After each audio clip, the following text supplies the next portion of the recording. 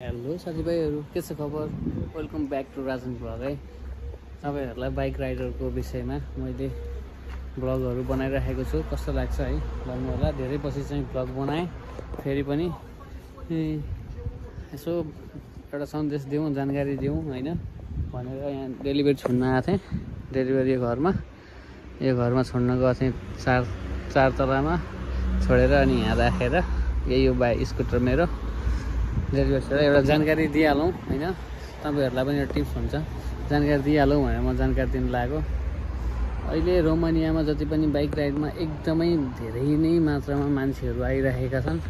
धेरै नै मात्रामा मान्छे आइरहेका छन् अनि त्यस सँगसँगै स्क्याम पनि धेरै भएको छ।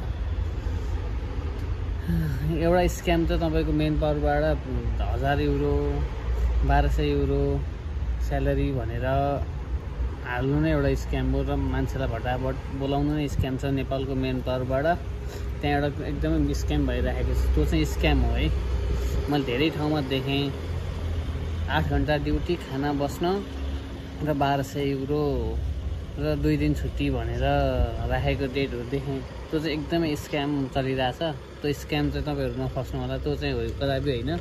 मैले यस विषयमा नि कुरा गर्न आएको। तपाईँहरूलाई म साथीभाइहरूसँग पनि देखाउनेछु आज के भयो, यहाँ के हुन्छ भनेर। हामीले काम गर्छौँ, काम गरेर हप्तामा स्यालेरी लिने बेलामा तपाईँको स्यालेरी दिँदैन। स्यालेरी भन्दा बढी काटेर दिन्छ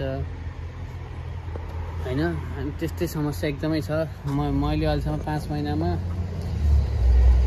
मैले भने जति उनीहरूले काट्न पर्ने छ अझ एकचोटि नै काटेको छैन। त्यहाँभन्दा धेरै नै बढी काटेको। म त्यो जति काटेको नि त्यो काटेको पाउने हो भने मैले आएको आधा ऋण तिर्थेँ होला क्या, त्यति धेरै काटेँ। समस्या एकदमै एजेन्टहरूले ठग्ने होइन, एकदमै दुःख दिने, व्यवस्था नगर्ने एकदमै भइरहेको छ। तपाईँहरूलाई देखाउँछु नेपाली भाइहरू कसरी ठगिन्छन्। साथीभाइहरूको फिडब्याक पनि लिनेछु, देखाउने पनि छु होइन। एकदमै ठगिरहेछन्, तपाईँहरू अलर्ट हुनु होला।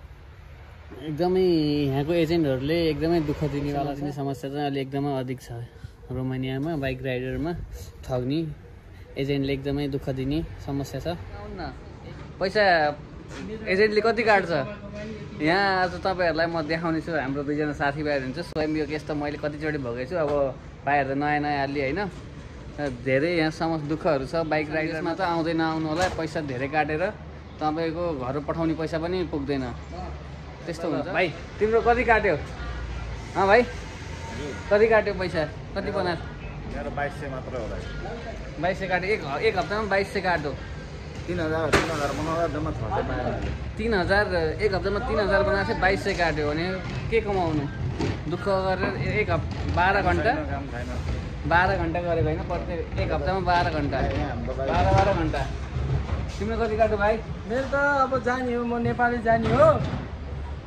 अब एजेन्टसँग पैसा माग्ने हो, नेपालमै गएर बस्ने हो। अब काम छैन। अब 3500मा अब 1400 रुपियाँ मात्र हाले। राणा 3500 बनाएको थियो भाइले, 1400 मात्रै हाल्यो। उनीहरूले काट्ने भनेको जम्मा 1500 मात्रै हो। अब केही किन काटिस् भन्यो भने युटिलिटी चार्ज, तेरो रुमको चार्ज, यो चार्ज ऊ चार्ज भनेर देखाइदिन्छ। के बोल्ने, हाम्रो केही लाग्दैन होइन भाइ। जिन्दगी गाह्रो छ यहाँ न। यहाँ हात डढेर कालो हेर्नु त काम गर्दाखेरि यस्तरी काम गर्नुपर्छ। आधा पुरै जान यो काम गर्दाखेरि पुरै ज्यान कालो। दुःख कति भाइलाई भन्न तिमी कति गर्यो? गाह्रो छ यो काम। आउँदा हुन्छ तर यो काम चाहिँ नगर्दा हुन्छ।